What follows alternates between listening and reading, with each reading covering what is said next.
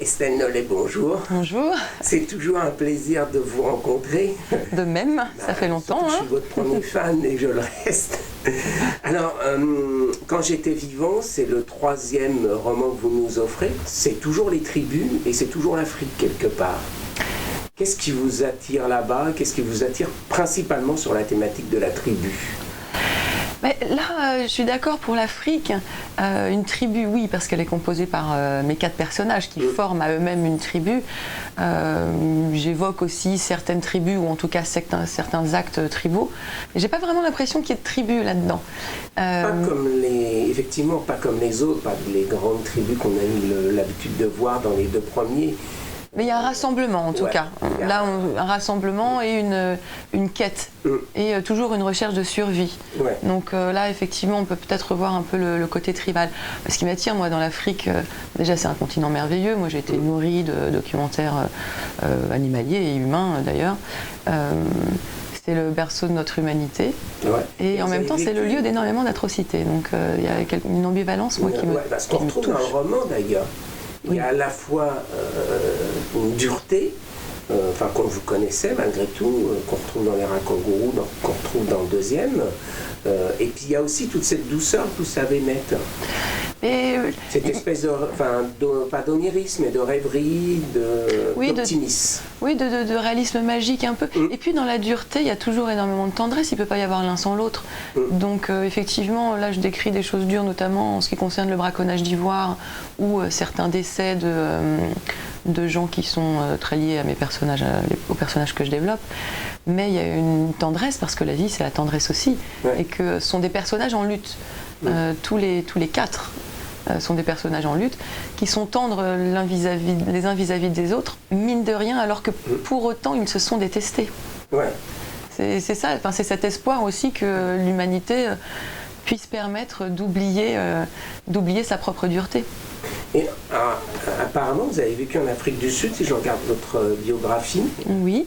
Et est-ce que ça a nourri justement le roman? Et je suis partie en Afrique du Sud pour écrire ce roman. C'est-à-dire que j'avais le thème du roman. J'ai eu la chance d'obtenir une bourse de l'Institut français qui s'appelle l'émission Stendhal, et qui m'a permis de partir en Afrique du Sud, de passer un mois dans une réserve, pas du côté des touristes, mais du côté des rangers, donc pour faire des captures de buffles, pour faire des patrouilles anti-braconnage, en tout cas pour les accompagner, pour voir ceux qui luttent contre le braconnage, pour voir ceux qui essayent de préserver toutes les espèces, qu'elles soient les éléphants, les rhinocéros, mais aussi les springboks ou les lions. Il y a pas de... Et finalement, je suis restée 5 mois en Afrique du Sud pour continuer mes recherches, essayer de rencontrer des gens qui connaissaient plus la chasse, qui se pratiquait avant aussi, où il y a des réserves de chasse, il y en a encore, ou des gens qui avaient été emprisonnés pour braconnage. Et voilà, c'était nécessaire. Pour la première fois, ce livre-là, je suis partie pour l'écrire. Je ne pouvais pas l'écrire sans partir.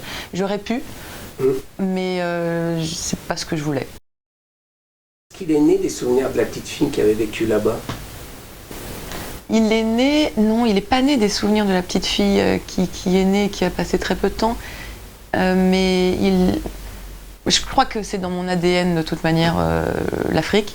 Et pour le coup, là, le trafic d'ivoire est encore plus dans mon ADN, et ce depuis bien longtemps, parce que je fais des choses pour me battre, et je trouve que la littérature permet aussi de se battre pour une cause, et notamment, là, pour le coup, contre le trafic d'ivoire. Je pense qu'on a une voix à donner. C'est ce que j'ai aussi essayé de faire dans ce livre, qui est un livre romanesque, bien sûr, puisque c'est la vie de 4 personnages qui sont morts et qui en parlent, et voilà.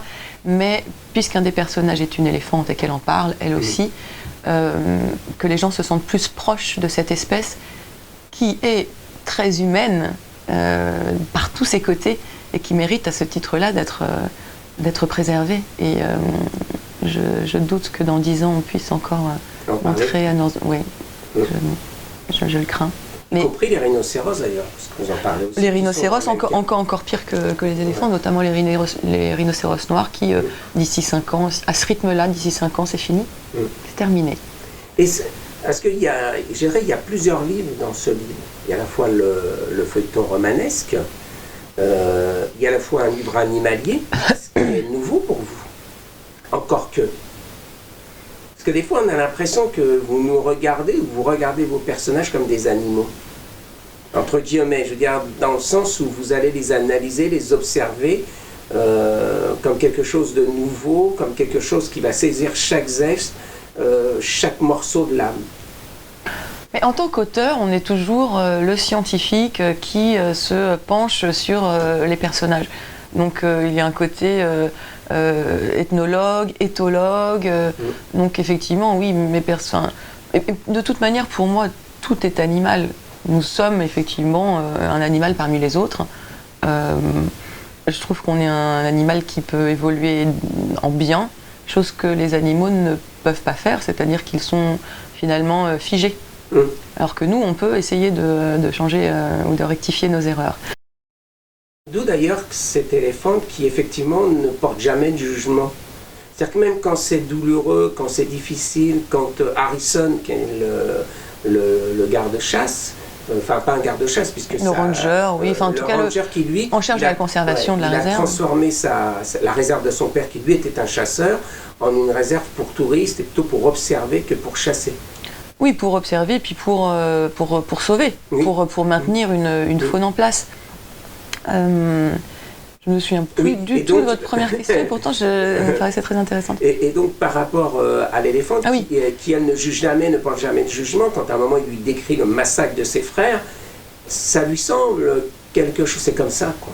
Oui, ça a été le challenge en fait dans ce livre, effectivement, c'était pas de donner la parole. Il y a un enfant, il y a un gardien de réserve et il y a un braconnier. C'était pas si difficile de leur donner la parole. Par contre, donner la parole à une éléphante, c'était là mon challenge personnel. Et pour les avoir vus, pour avoir été sur place, pour les avoir côtoyés pendant assez longtemps, quand même, il fonctionne par odeur, il fonctionne par mémoire, beaucoup. Et donc je pouvais pas elle peut pas s'insurger contre ce qui se passe, puisque d'ailleurs elle le dit elle-même. Oui, mais de toute manière, notre vie, elle est toujours en danger. On doit se protéger tout le temps, même si les éléphants sont pas non plus les premiers en danger, à part par l'homme. Ouais.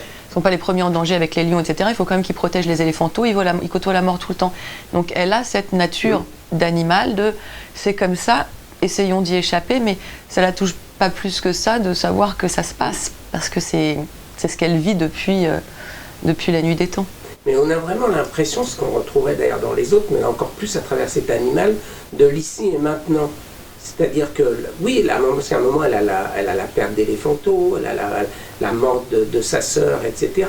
Donc il y a quand même une douleur quelque part, mais ça passe. C'est-à-dire qu'ici et maintenant, elle arrive, puis après c'est autre chose.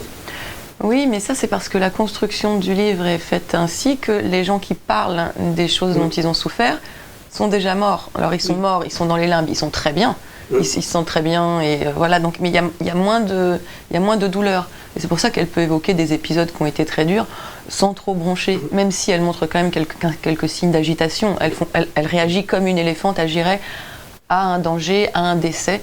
Les éléphants sont très, très touchés.